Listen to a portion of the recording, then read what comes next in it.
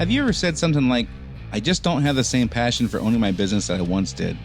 Or, sometimes I wonder why I'm even doing this. If so, stay tuned. We're going to talk about that. Running a service business can be hard. It is not unusual for business owners in industries like contracting, home repair, auto repair, business-to-business services like janitorial, IT and accounting, and many others to feel overwhelmed by all the priorities facing them at any given time. Between addressing the needs of the customers, managing the employees, figuring out the financials, and getting processes in place, feeling like you're making significant progress on your business journey can be difficult. Welcome to Service Industry Success, hosted by Brian Harding. Each week, Brian will look at real-world strategies for building the business you are dreaming of, while also sharing tactics to get through some of the most frustrating parts of business ownership with a lot more ease. Let's get started. Hey there, guys. Brian Harding here. I want to talk to you about a friend of mine named Shelly. When I met Shelly, she says she just didn't have the same passion for owning her business that she once did. And things just become stale. And the work just didn't seem to be worth it anymore. And she was having trouble finding the grit to just get through some of those unpleasant things about that in company or that are part of owning a business. When I asked her why she wanted to own a business in the first place, she said she didn't even know anymore. And she was kind of deflated, and she kind of felt down about things. So then I asked her, well, what are your personal goals? What is it you want to accomplish besides owning a business? What do you want your retirement to look like? And she said she hadn't thought about that in some time. And so then it became kind of clear that what was going on for Shelly was her professional goals and her personal goals were not lined up anymore, or hadn't been in quite some time. And I think it's really difficult for people in business ownership positions to endure some of those hard parts about owning a business if you can't remember what's in it for you to do this. We talk a lot about what's in it for the company, what's in it for the employee, what's in it for the customer. We also have to know what's in it for us. What's in it for us to keep going when it sucks? Sometimes it's not very fun owning a business. Sometimes you got employee problems that are just very stressful, very frustrating.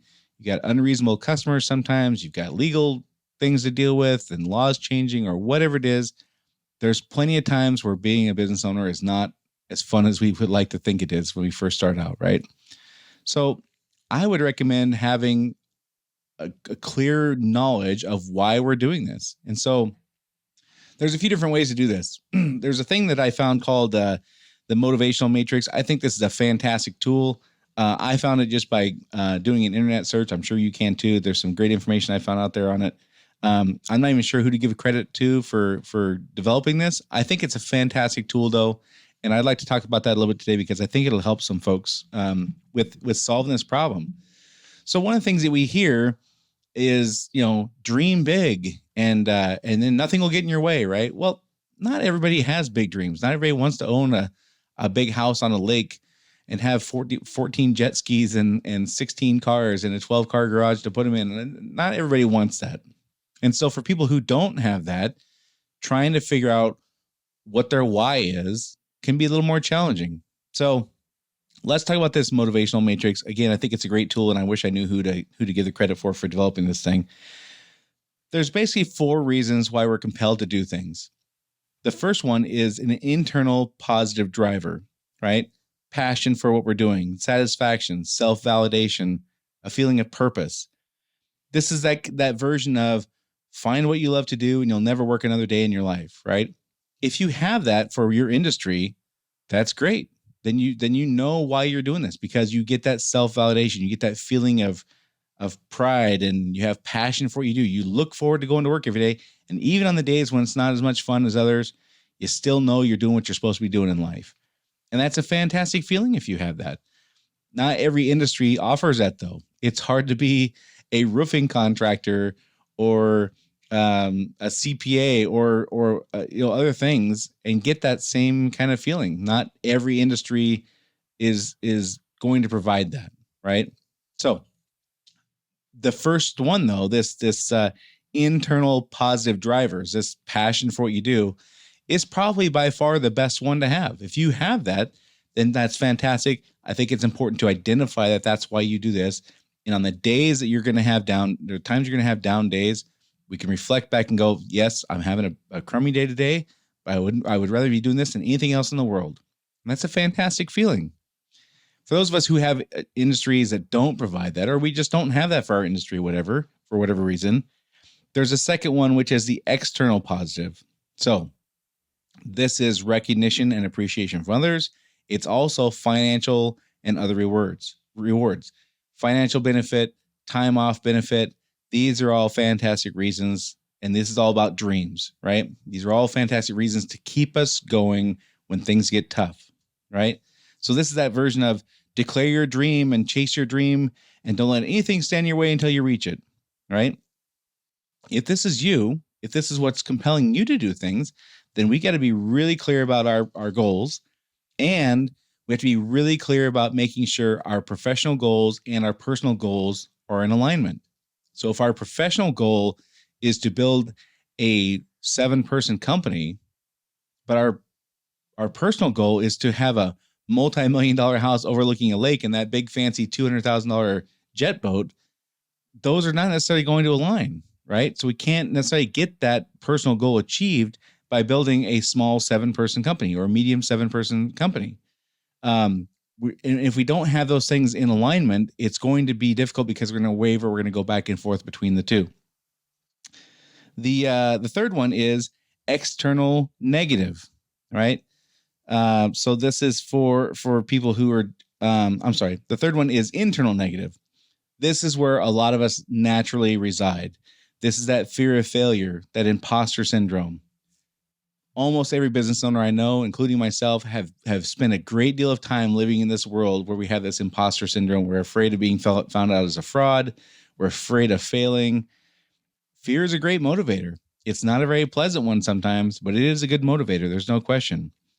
The other problem with this one is if you have this fear of failure and that's what drives you, and then you find success, you have to artificially create another fear of failure to get you motivated again. And that's just not a very comfortable place to be, to have to constantly be fabricating or creating this artificial sense of doom, whether it's consciously or subconsciously, to get you out of bed in the morning to get through things. It would be a lot better to have that real passion for what you do or have that big house dream. I think for folks that don't have the big house dream, I don't know what else to call it, but these are the big expensive dreams in life, right? And don't want to live in this space where I'm the fear of failure or the fear of being found out as a fraud is what drives me. I think there's kind of a middle road, which would be people who just want to have no bills. They just want to be debt free. They want to retire at age 65 or 60 or 52 or whatever. And they don't need a big fancy house. They don't need a big fancy car, but they just want to be debt free and not ever have to worry about paying a bill again. Well, to do that, you would have to have your house paid off. You would have to have all your cars paid off. If you had any college loans or your children had loans, college debt that you were going to help pay for, and you'd have to have enough money to pay your bills for the remainder of your life. If you just add up all the dollars it takes to do that, that's a pretty significant dream. That could be a $3-4 million dream, depending on where you live and what your version of your house is going to be, and all, how many years you have left to live after you retire. It's gonna be a lot more expensive to do that if you retire at 50 than it is at 75, right?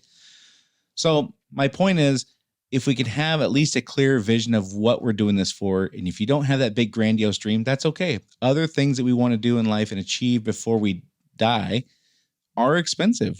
And it'd be great to be able to tie that to the business and help get us out of this being compelled to act because of a fear of failure, or a fear of being found out as a fraud.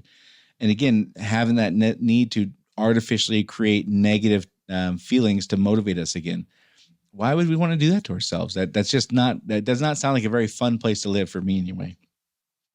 And then the fourth one is external negative. These are generally driven by unstable life conditions or situations, insufficient respect from others. These are people who are probably desperate. We would probably classify them as desperate. I need the money. I will do whatever it takes because I need the money. I'm in a very bad situation and I have to get out. I'm in a bad situation with an abusive person I'm living with, or I'm on the verge of homelessness because I'm paycheck to paycheck. And these are very dire situations. Probably most of us don't spend a lot of time here. Certainly not as business owners. I think that if you're a business owner, you're in this situation, you probably are not going to be a business owner for very long. And it's just a very unhealthy place to be. So we certainly would want to stay away from that one. I've put these in the order of which ones I would personally prefer. I would love to be able to do what I do for passion and not really care about the money as much. I think that's not a realistic goal for everybody. Not every industry is going to offer that. So when I had a job and I owned a business where I had 50 employees, I didn't have that. I had the dream of building something that would provide a lifestyle that I wanted. Now with what I do, I have that passion, and the money is not nearly as important. I can tell you that I'm much more motivated by the passion than I was building the big dream. But that's just me. Not everybody else like that. Some people, that house is what matters. That boat is what matters. That story of overcoming is what matters. And if that's what motivates you, then let's go with it, right? There's no right or wrong answer here, I don't think. I do think it's important that we are clear on why we're doing this. If we are not clear on why we're doing this, it's going to be very difficult for us to get out of bed in those mornings when things are not going well. So the first call to action, the first step would be, why am I doing this? Just simply asking yourself, why am I doing this? Why do I want to own a business instead of just being an employee at Starbucks or Boeing or Microsoft or Tesla? Why do I want to be a business owner? And just let that kind of sink in, and let's figure that out. Again, is this something I'm doing for the passion? Do I love what I do? Do I love my industry? Do I love my job? Again, even in industries where it's not a glamorous or sexy industry, building a team of people is that's a great thing for some people. I was one of those. It was a fantastic feeling to help bring a team of people together that meshed well together, and we're all heading in the same direction. I got a great sense of fulfillment from that. You may also. Again, there's no right or wrong answers here. Do I love it? Am I passionate about it? If not, am I going to be reaching my personal goals by doing this? What are the things I want in life that this is going to help me get? And that could be the fancy car and the fancy house. It could just be being debt-free completely at age 60, not ever having to worry about a paycheck or a bill again. That would be a fantastic thing for some folks. And that, again, is a very expensive goal. That's going to take a significant amount of money for most folks to be able to pull that off. And again, if that's what we're doing, just making sure, taking the time to make sure the business we're trying to build is going to help us provide the personal goals we want or achieve the personal goals we want. So first thing is, let's figure out where we're at on the motivational matrix. Are we doing this for the passion? Are we doing it for the money? Are we doing it because we're scared? Are we afraid of failing, right? Or are we just in a dire situation? If you love it, then that's enough, and money's not going to matter as much. If you don't love it, and you don't have that passion for it, then let's find a dream. Let's find a good dream to go after. And let's, when we're talking about building or developing these dreams, let's take the time to really, really get into that. If you want a big fancy house, how many square feet of it is it? Is it 1 story? Is it 2 stories? What kind of fence does it have? Is it a white picket fence? Is it a 6-foot cedar fence, or is it a metal fence? Or, is it near mountains, or is it overlooking the water? Like, what's your view out of your living room window? What are the sounds you hear? Right? If we're going to use these monetary dreams, and these tangible items to motivate us, let's really get to know what these things are. I really think it's important for people to be able to close their eyes and envision what it smells like in the house and what the sounds are. Are there grandkids running around? Or do you hear birds chirping? And do you see deer outside your window? Or are you overlooking the ocean? The more you can really internalize that and really know what it looks like, the easier it is to draw on that on those days where you're having not so fun days. All right. And then the last thing is, if you're being driven by those negative thoughts, the imposter syndrome, or an unhealthy situation, I think we have to work hard to get out of that. Again, we're going to be there. It's going to happen sometimes, but we don't want to let ourselves sit there too long. We don't want to knowingly force ourselves to stay there. I think there's much more positive ways for us to be motivated than that. And we don't want to end up where we just are wondering why we're coming to work every day. When you own the business, you shouldn't be wondering why you're coming to work every day, right? You're going to have a very hard time motivating your team, having the passion you need to really sell your company to your customers. It's just going to make things really difficult. So that's what I have for this week. Again, I'm Brian Harding. This is Service Industry Success. We sure appreciate you tuning in.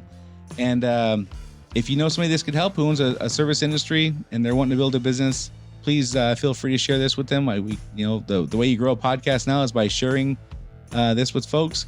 Certainly a rating and a review and download and all that stuff is also helpful.